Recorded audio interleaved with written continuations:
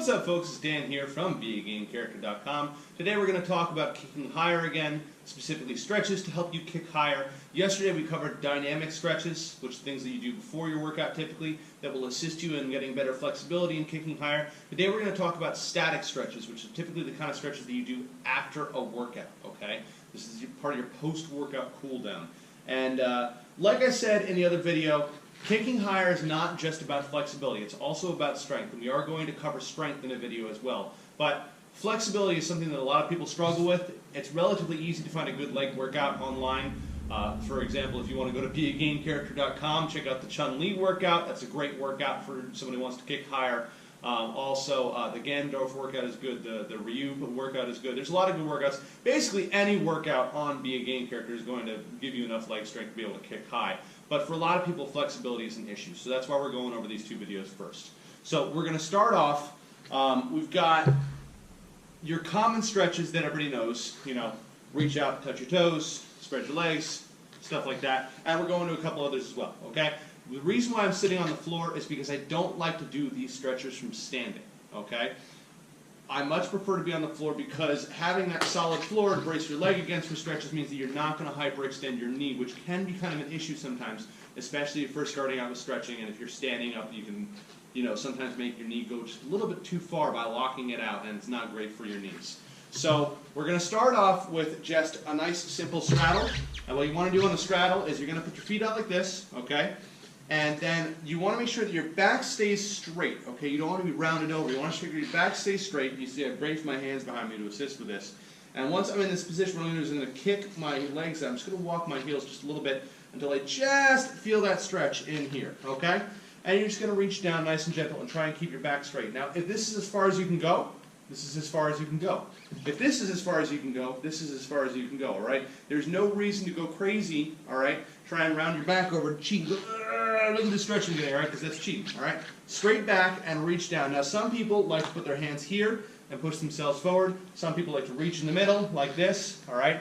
Now, as I stated before, I can kick people in the head my size and taller just fine. But as you can see, my stretch is not crazy, all right?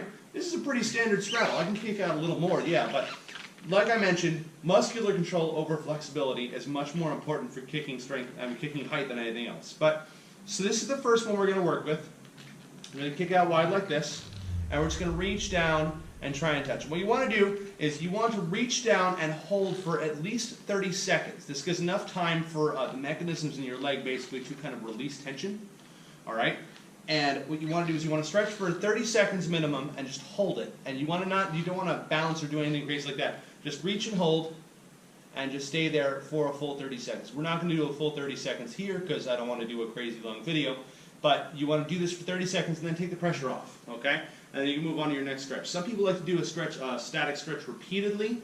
I'm not a huge fan of that. I don't think there's any particular purpose in it. I think if you hold for a minimum of 30 seconds, I like to do 40 actually, and then release, that's plenty. All right, so we're going to start with our straddle, and we're going to move from there into a figure 4 stretch. So you're going to put one leg straight out in front of you, and you're going to pull the other leg in, and you're going to make a figure 4. All right, my leg is making a 4 right now. You can't really see if you had an aerial shot. What you don't want to do is a lot of people do this. They do the straddle, and then for the figure 4 stretch, they come in here. Now, the problem with this right now is my hips, okay? My hips are not pointed towards my foot. My hips are still pointed towards you, which means that I'm going to be minimizing the stretch that I do. So if I'm going from a straddle, I want to make sure I bring my one foot forward, see it's now pointing towards you, bring the other foot in, and then I want to reach down with both hands. Now this is a great stretch. This is going to hit your hamstrings all the way down to your heels, okay? It gets everything in the back of your leg except for your glutes, your butt. So you want to reach down with both hands, and notice I'm trying to get both hands just as far. Again, this is the same principle of squaring the hips up. You want to reach down and try and get as far as you can, all right? If you can get to your toes, great. If you can get to your ankle, great. If you can get to your knee, great. If all you can do is do this and just sit up straight and you have to brace your hands behind you and you still feel the stretch, that's okay too, all right? Again, this is a progression. You want to go as far as you can where you just feel the stretch, but you're not going, ow, this hurts so much, I hate it, all right? And again, you want to go here, and you just want to hold for a full 40 seconds, okay? Or at least 30. Again, I like 40, but 30 is the minimum. And again, seconds. Don't just count. Don't go 1, 2, 3, 4, 5, because that's too short, all right? 30 seconds, full. Allow everything to release, and then come back up again. Switch your legs, reach down for the other one. And I found another thing that's good that can help you extend that stretch is you take a deep breath in, first go, and then exhale. And reach down and grab, all right? Both hands, and just feel the stretch and hang out there for 30 seconds. All right? Once you've got that one down, okay, you're going to bring your feet together, all right? Both hands at once. Come out. Reach down, try and grab your toes, grab your ankles, grab your calves, shins, knees, whatever you got, okay? Reach down and hold it, and again for 30 seconds, at least 30, 40 is my favorite. And then bring it back, and then what you're going to do is you're going to point your toes, all right? And this is going to help stretch the muscles that run along the front of your shins here, okay? Right, you got your calves in the back, all right? But you also have your anterior muscles right here. So you want to reach down and reach to those toes as far as you can. And again, you should feel this running up right along the sides of your shins. This is also a great stretch if you get shin splints. This works real well to help out with that.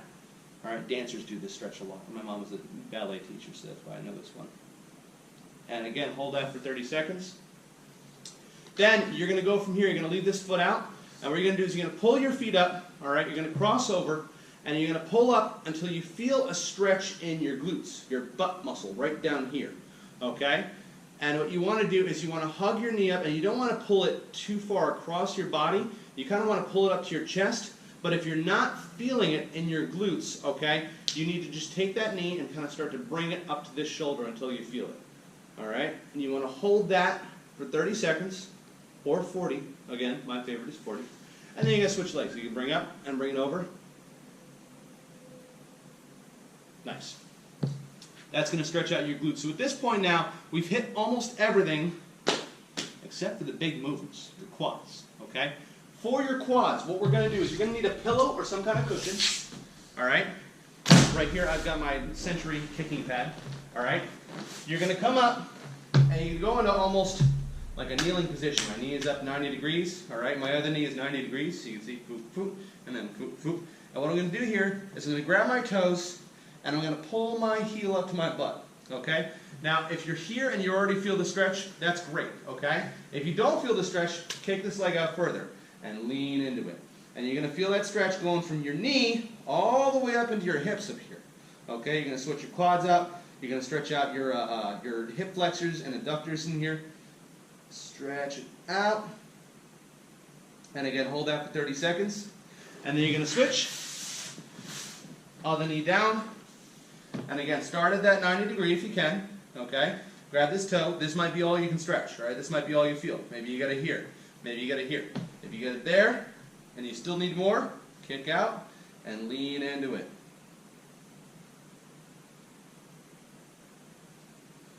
And then finally, we're going to finish off with just a nice arching cobra stretch, all right? So you start back here and lean forward and up.